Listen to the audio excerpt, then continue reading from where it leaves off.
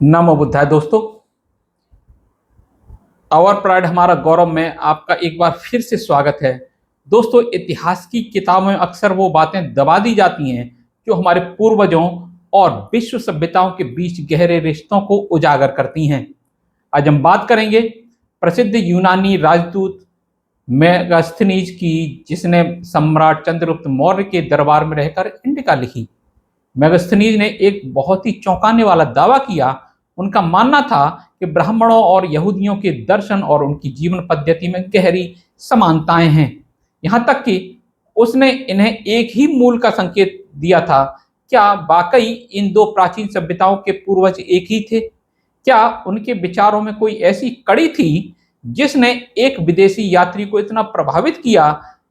आज हम इतिहास के उन साक्ष्यों को टटोलेंगे जो अक्सर मुख्य धारा से, नैरेटिव से गायब रहते हैं। चलिए इस ऐतिहासिक रहस्य की तह तक चलते हैं।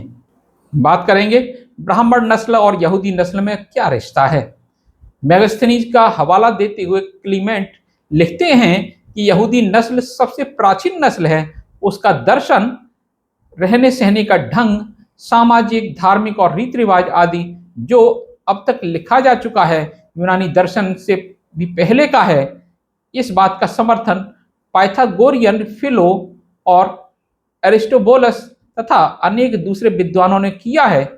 इसलिए मैं उन सभी के नामों को गिनवाने में अपना समय व्यतीत नहीं करना चाहता। मेगास्थनीज, जिन्होंने भारत पर पुस्तक लिखी तथा जो सेल्यूकस निकेटर के साथ रहते थे, इस विषय पर बिल्कुल साफ लिखते हैं कि प्राचीन लोगों के बारे में जो कुछ कहा गया है उनका यूनान से बाहर रहने वाले दार्शनिक भी पूरा समर्थन करते हैं। उनका एक भाग भारत में रहने वाले ब्राह्मण हैं और दूसरा भाग सीरिया के यहूदी। भारत आने वाले इस प्राचीन विदेशी लेखक भी वही राय दी कि सीरिया के यहूदी और ब्राह्मण भारत के हैं, एक ही समूह और विचारधारा के लोग हैं। माननीय मुद्रा राक्षस ने जो रहस्योद्घाटन किए हैं कि ब्राह्मण असल में यहूदी अब्राहम की औलाद हैं, प्राचीन लेखक इस बात का समर्थन करते हैं। क्लीमेंस की इस बात को सिरिल ने भी दोहराया है, लेकिन उसने गलती से मेगास्थनीज के लेखन को घुमंतु एरिस्टोबुलस के नाम लिख दिया है, जबकि क्लीमेंस ने केवल उसकी प्रशंसा ही लिखी है। मेगास्थनीज लिखते हैं कि ज्ञान अथवा दर्शन अपने सभी कल्याणकारी गुणों के साथ मानव के पास आया। जिस समय मानव बर्बरता के युग में था, उस समय भी उसने युगों तक मानव जीवन रोशन किया। गैर यहूदी लोगों में भी इसने अपना घर बनाया और अंततः यूनान में पसर गया। इसके महायाजक मिस्री लोगों के पैगंबर थे। असीरिया में चाल्डियन दार्शनिक थे। गौलों में दरुइद और बैक्टीरिया तथा केल्ट में श्रमण दार्शनिक थे। फरीसियों में मांगी आदि ने मुक्तिदाता के जन्म होने के पहले की भविष्यवाणी कर दी थी, जब उन्होंने एक तारे का पीछा करते हुए जुदा की धरती पर कदम रखा। भारत में नंगे बदन रहने वाले भिक्षु थे। नंगे बदन का अर्थ सचमुच नंगा रहना नहीं है। मेगास्थनीज के समय उनके अपने देश तथा पड़ोसी देशों में भारत में भी पुरोहित वर्ग धर्म कार्य में राजा से भी श्रेष्ठ माना जाता था।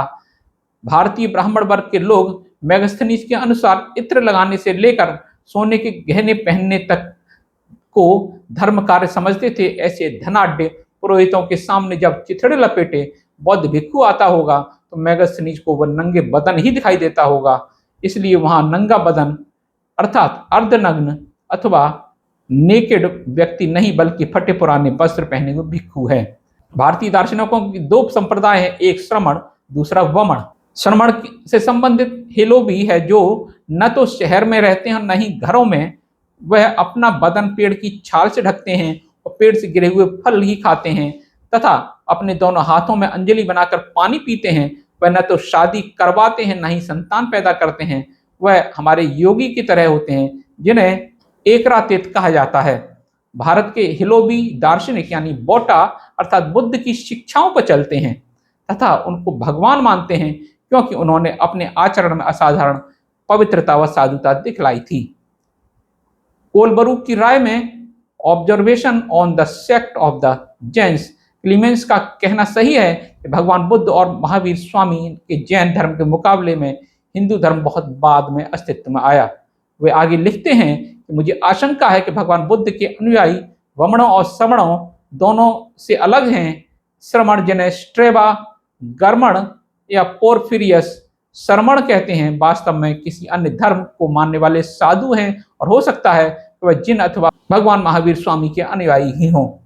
ब्राह्मण तो असल में वह लोग हैं जिनका वर्णन फिलोस्टर्टस और हिरोकल्स ने किया है, जो सूर्य को पूजते हैं। ये वही लोग हैं जिनके बारे में स्ट्रैबो और एरियन ने कहा है कि वह लोग अपने निजी स्वार्थ के लिए दूसरे लोगों के व्यक्तिगत तथा सामूहिक लाभ के लिए पशु काटते अथवा अर्थात बलि देते हैं।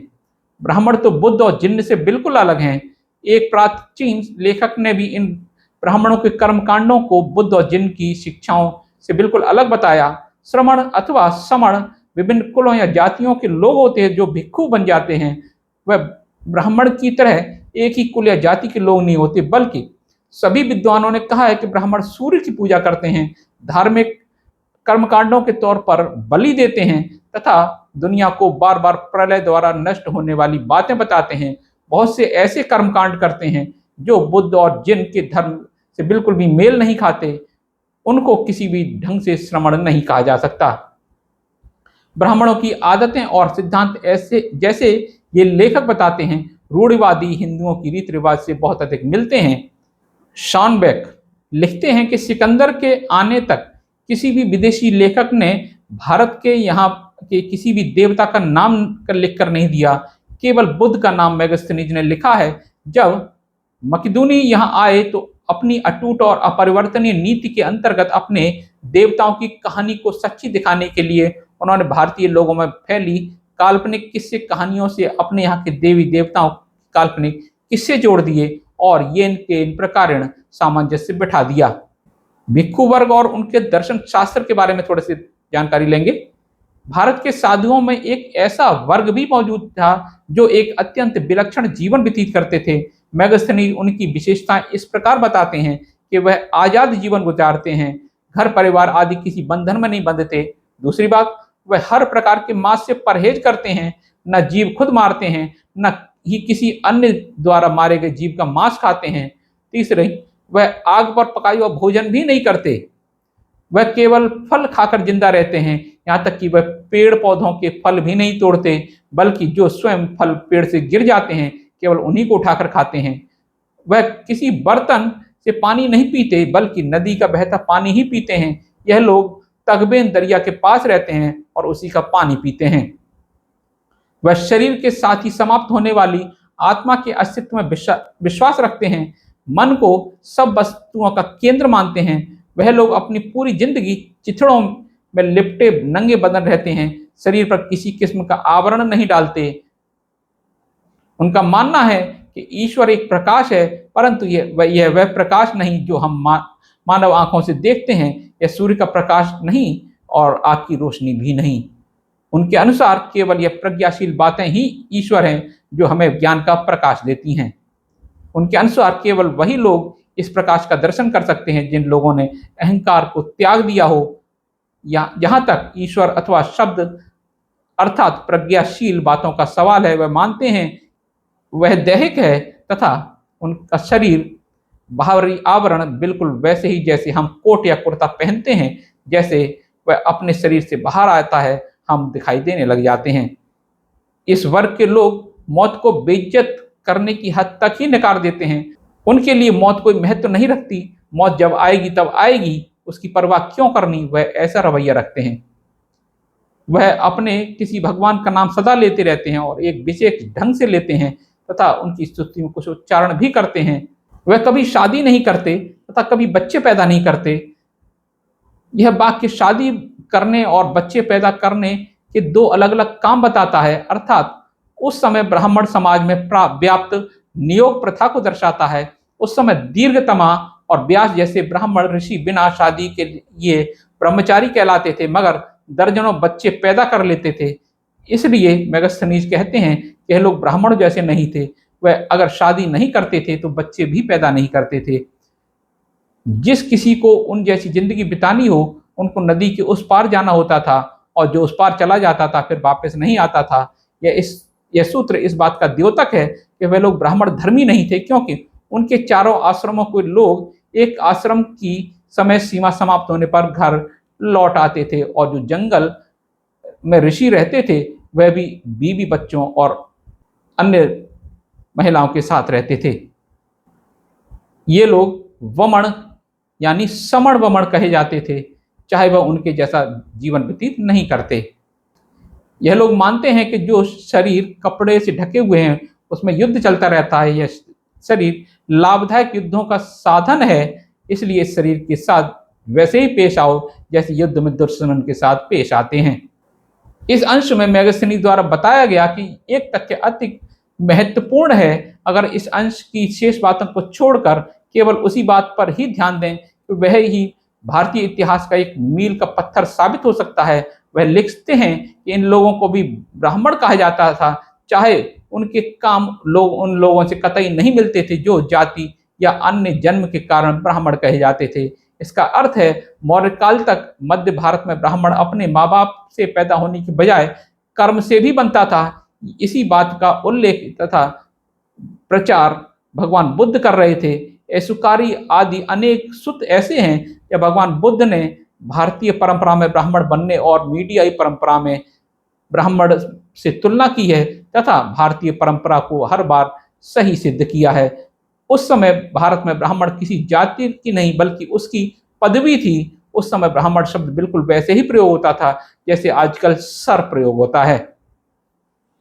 इस तथ्य के साथ यह भी बात ध्यान रखने वाली है कि पूरी इंडिका में अथवा अन्य तत्कालीन लेखकों की कृति में कहीं भी क्षत्रिय वैश्य शूद्र नामक 3 वर्णों का उल्लेख नहीं हुआ है, इसलिए झगड़ा केवल ब्राह्मण बनने तक सीमित था।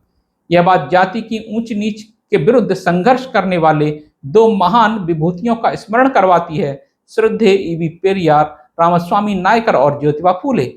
दोनों महापुरुषों ने एक ही बात कही थी कि भारत में 2 ही जातियां बसती हैं, ब्राह्मण और अब्राह्मण।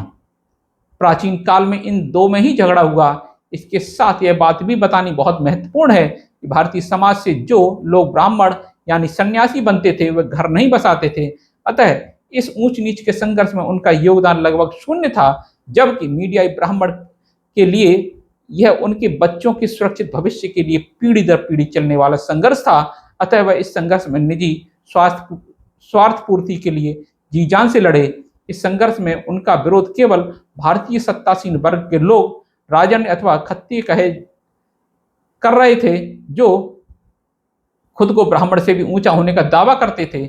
जब मीडियाई ब्राह्मण भारत आए तो उस समय यहाँ के राजन्य वर्ग के लोग ही धार्मिक गुरु का कार्य कर रहे थे।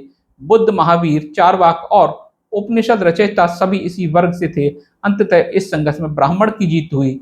यह तथ्य बाबा साहब अम्बेडकर की इस खोज को सही प्रमाणित करता है कि शूद्र इसी ब्राह्मण और क्षत्रिय वर्ग के संघर्ष का परिणाम है। यह एक सच्चाई है कि बुद्ध से लेकर नानक तक कोई भी संत ऐसा नहीं हुआ जिसने वेद को धार्मिक पुस्तक माना हो और गायत्री मंत्र जपने वाले ब्राह्मण को धार्मिक संत माना हो। इस बात के लिए हम एक उदाहरण देते हैं कि हम नास्तिक हैं, लेकिन जब हम बुद्ध का उल्लेख करते हैं तो उनको भगवान बुद्ध लिखते हैं। हमारा उनको भगवान कहना मात्र आदर का सूचक है और इस बात का सूचक है भगवान अगर होता है तो बुद्ध जैसा कल्याणकारी होता है, जबकि अन्य अपने बेटी और पोतियों के साथ अवैध संबंध बनाने वाला नहीं। तो साथियों, मेगस्थनीज के ये तथ्य हमें सोचने पर मजबूर कर देते हैं कि प्राचीन काल में भारतीय दर्शन और विश्व की अन्य सभ्यताओं के बीच कितना गहरा आदान प्रदान था। इतिहास केवल युद्धों की कहानी नहीं बल्कि विचारों के उन प्रभावों की भी है जो सीमाओं को नहीं मानते। आपको क्या लगता है कि मेगस्थनीज का विश्लेषण किसी बड़े ऐतिहासिक सच की ओर इशारा करता है? अपनी राय कमेंट बॉक्स में जरूर साझा करें, क्योंकि आपके विचार ही हमारे शोध को दिशा देते हैं। अगर आपको इतिहास की यह अनकही कड़ी पसंद आई हो तो इस वीडियो को लाइक और शेयर करें, और हाँ, हमारे अपने चैनल आवर प्राइड हमारा गौरव को सब्सक्राइब करना ना भूलें, ताकि हम मिलकर इतिहास के और भी सच उजागर कर सकें। मिलते हैं अगले वीडियो में, तब तक के लिए नमो बुद्धाय।